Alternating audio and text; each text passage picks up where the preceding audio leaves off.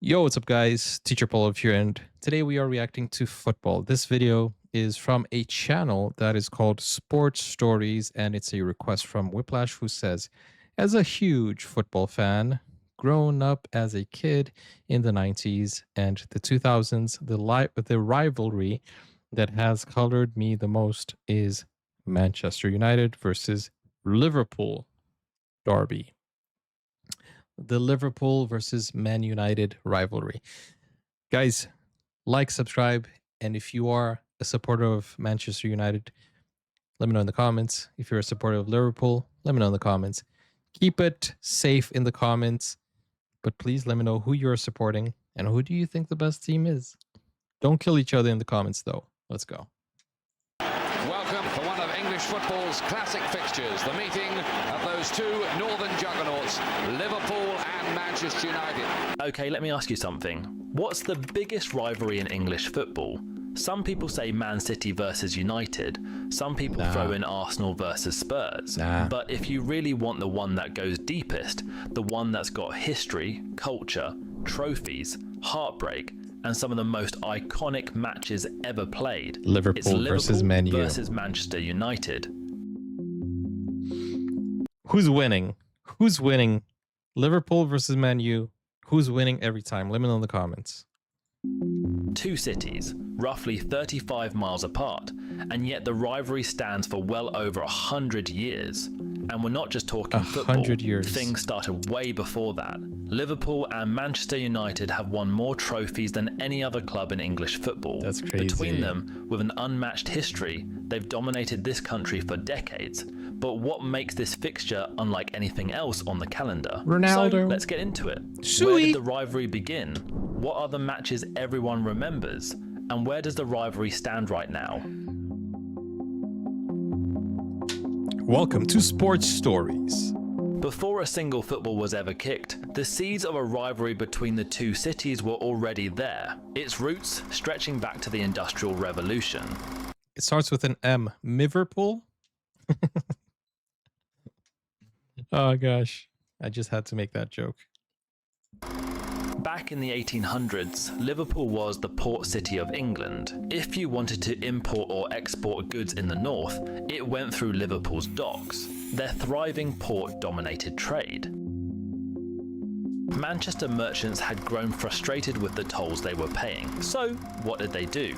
Go to Liverpool. They built their own canal, the Manchester Ship Canal, opened in 1894. Wow. And basically cut Liverpool out of the loop and let Manchester trade directly with the world. That's low. Liverpool hated it. Liverpool politicians fought against it. The Ship Canal threatened Liverpool's economic power directly, and just like that, before either football club had even established itself, the seed of this rivalry was planted. 3 months later, the very first match between the two happened. The first ever game was one of major consequence. Newton Heath? United had finished bottom of the old First Division, while Liverpool swept to the Second Division title undefeated. Man United was called Newton Heath? I didn't know that. That is really interesting. They met in a playoff to decide who would play in the First Division. Liverpool came out on top 2-0, and United, then Newton Heath, were relegated to the Second Division. Oh, they're not happy with that. United won the 1907-08 league title, as Liverpool fell into mid-table obscurity. By the 1920s, United were relegated while Liverpool won 2 league championships. However, from the 1920s until the resumption of football after the Second World War, neither team won a trophy. Why did they change their name, though? Did the men unite? As the decades went on, the cities kept competing, not just in football, but culturally. Liverpool gave the world the Beatles in the 60s. Manchester hit back with the Manchester scene, the Hacienda Oasis in the late 80s and 90s. Oasis. Ever since, though, it's been success galore for both clubs. Between the two clubs, they hold a whopping 40 league titles. But we can't even ask the question which is better, right? Beatles or Oasis? We can't even ask that question. I mean, literally, that's not even up for debate, right? Right? 21 FA Cups, 16... Although, let's look at these stats, man. Look at these stats.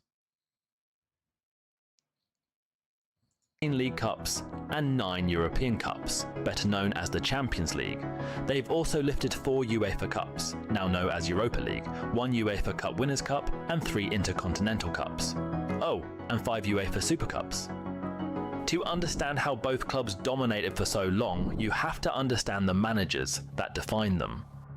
Matt Busby takes over United after the war and rebuilds the club from almost nothing. He backs youth, demands attacking football and creates the Busby Babes, a team that wins back-to-back league titles. Then, the dreadful Munich air disaster in 1958. 8 players... Wait, they're wearing yellow and green to protest against new owners? Are the Man United fans not happy with the new owners? Does that have to do with Ronaldo leaving Manchester United, or is this something new? Because I remember seeing some interviews of Ronaldo talking about like what Man U is, because he did a triumphant comeback, right? But then he didn't last too long there. At least that's what I understood back in the day. Is that something involving that, or is it too controversial for me to ask or no? Then the dreadful Munich air disaster in 1958. What happened? 8 players gone, Busby nearly dies, but he rebuilds again. And in 1968... You know, this reminds me of Chapecoense from Brazil. The whole team died though. Only 1 or 2 players survived. But dang, such a horrible thing to happen. They were literally going to an international, like, World Cup. Crazy. So I feel this right to the core, especially because my father-in-law knew most of the players. It's just sad, man. He nearly dies, but he rebuilds again. And in 1968, Manchester United became the first English club to win the European Cup. At that moment, United were the biggest club in the country. At the same time, something is growing on Merseyside. Bill Shankly walks into Liverpool in 1959 and finds a second division club going nowhere. So he tears it all down, rebuilding the culture, creating the boot room, and forging a deep connection with the fans.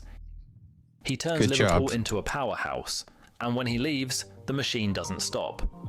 Bob Paisley takes over, and Liverpool don't just compete, they dominate. 3 European Cups. Wow. League titles year after year. For nearly 20 years, Liverpool are English football.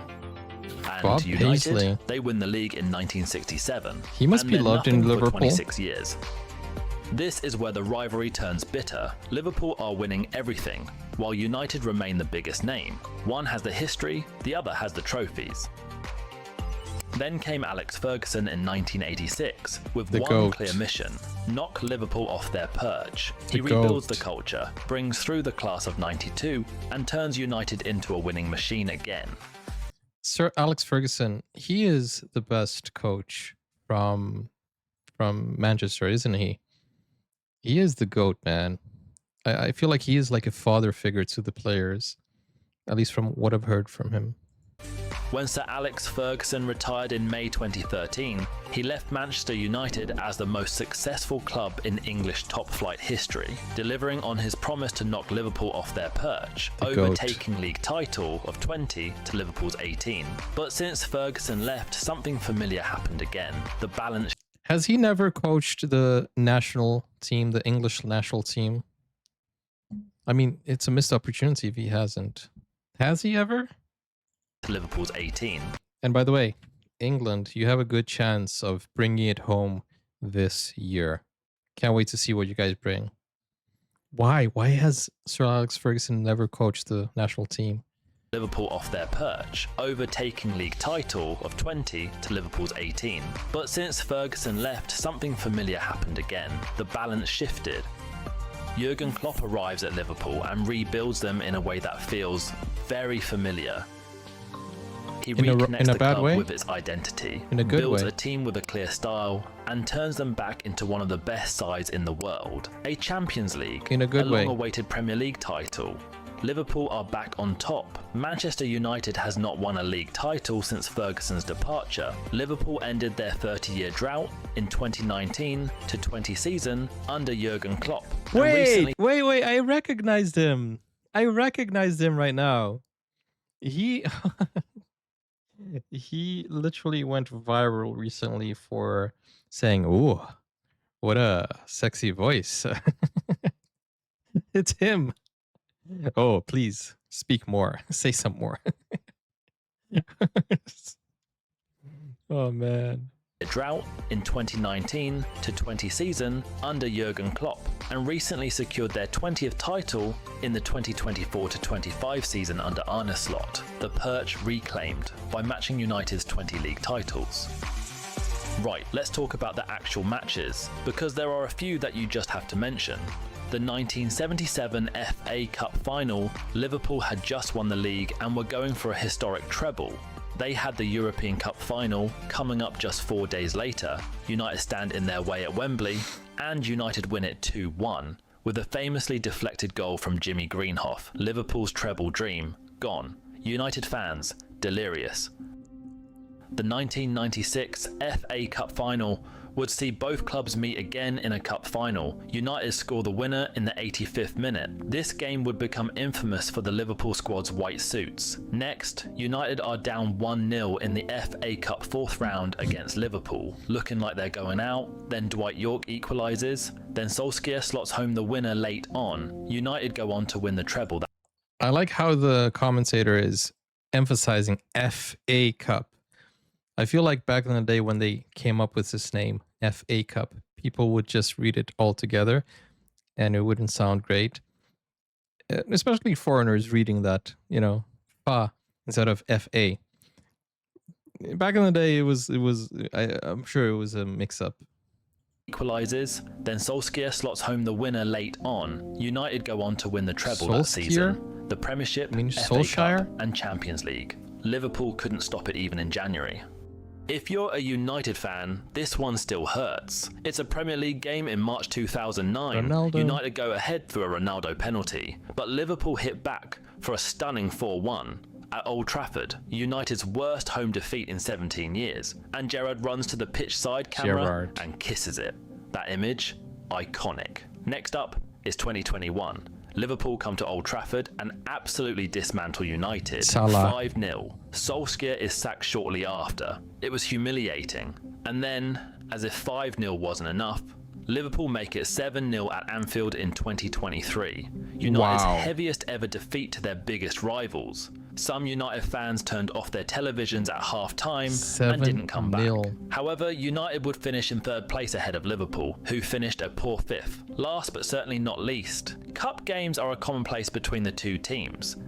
That reminds me of the Brazil 7-1. Dude, but losing 7-0 is even worse than a 7-1, because at least that one is a redemption goal. And the 2024 quarter-final is a clear indicator of that. Liverpool roared back from a Scott McTominay opener to lead 2-1 before Antony scored a 97th minute equaliser. Liverpool went ahead in extra time thanks to a Harvey Elliott stunner, but goals from Rashford and Amad Diallo turned the game on its head as United won 4-3, going on to lift the trophy in a pulsating final victory against rival City. How do the clubs compare looking at the numbers? Ever since that first meeting back in 1894, the two clubs have played 217 times. United have the most wins with 84, while Liverpool have won 72 in total. Liverpool has the largest winning margin, winning 7-0 in 2023. Liverpool have won the most games in a row, with 5 between 2000 and 2002. Mohamed Salah is the top scorer in derby history, with 6.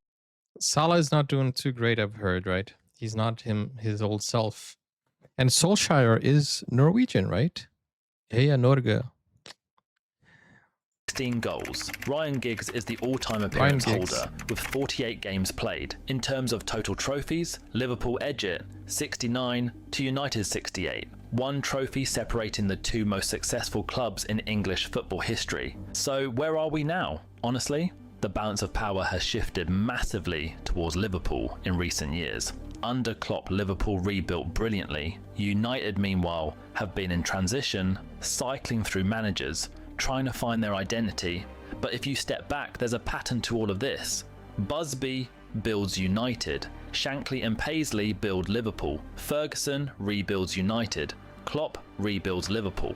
This rivalry doesn't just exist at the same time, it moves in cycles. United, one rises, the other responds. It's their turn to come back. If history repeats itself, we would be seeing United rebuild again, and Liverpool decline. Soon enough though, we might return to an era where Liverpool and United fight it out at the top of the table for dominance of the English game. There can only be one on top. Liverpool might have got That came out wrong. But yes, it is true. back on their perch after Ferguson famously knocked them off it, but as this derby shows, nobody stays ahead of the other for long. And that's what makes it so special, right? Two cities, over 100 years of history, and it's still going match after match, season after season. Whether you're a Red Devil or a Red from Merseyside, or neither, and you just love watching great football, this fixture never disappoints. Welcome. Isn't Red Devil the Belgium nickname? And wait, did Barthez ever play for Liverpool? Don't know. I gotta get my Barthez. I don't know. Was that even Barthez? I don't know. It kind of looked like him. Anyways, guys, that is pretty. He played for United. Oh, okay. I thought I saw him. Didn't know if it was Liverpool or United. Okay, so I'm not speaking nonsense here. Anyways, one of the biggest derbies, one of the biggest rivalries, and it feels like if history repeats itself, then we're gonna see Manchester United, have a comeback. It's just a matter of time. There's a lot of money into it, so they are gonna find someone who's gonna rebuild Manchester United. And yeah, we haven't been watching Liverpool. They have been having a good run right now. And, if history does repeat itself as the pattern shows, things are going to shift. Do you think that's true? Or do you think that's just a myth? Do you think history repeats itself or not? Let me know in the comments down below. Do you think Liverpool will have this run forever? Or do you think Manchester will have a comeback? What do you guys think? It's happening. Hopefully United was better this year at least. Okay. Let me know your thoughts in the comments. And guys, subscribe for World Cup videos. We're here on the channel. Hope you enjoyed. We are learning a lot about football here and the history of football. See you guys soon. Take care. If you want to request a video, go over to Buy Me Coffee. Link is in the pinned comments. Thank you for your support. Bye-bye.